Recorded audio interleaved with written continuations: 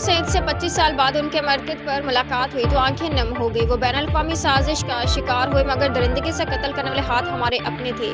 Karachi report आगा खालिद। हमदर्द university के 26वें convocation के मौका पर कराची के सीनियर सहाफ़ियों को यूनिवर्सिटी के मुख्तलिफ कैंप्स का दौरा करवाया गया।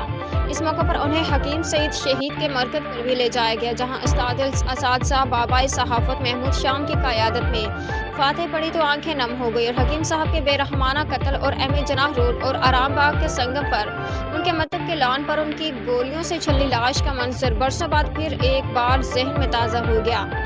इस अजीम तबीब और इंसान दोस्त इल्मी अदबी शख्सियत को बड़ी बेरहमी से इस वक्त कत्ल कर दिया गया था जब वो तहज्जुद की नमाज पढ़कर घर से निकलते और अपने मतब पर मुल्क भर के दूर दराज इलाकों से आए लोगों को शफा बांटते।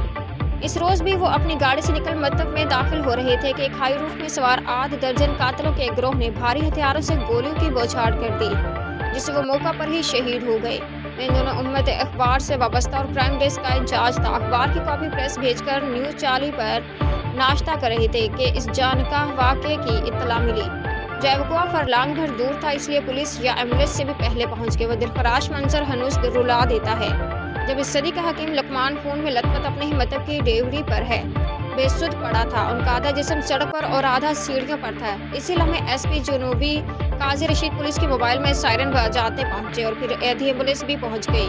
वो लम्हात और सामने कब्र पर उनका कुतबा मेरे असाब को शिकस्ता कर रहे थे।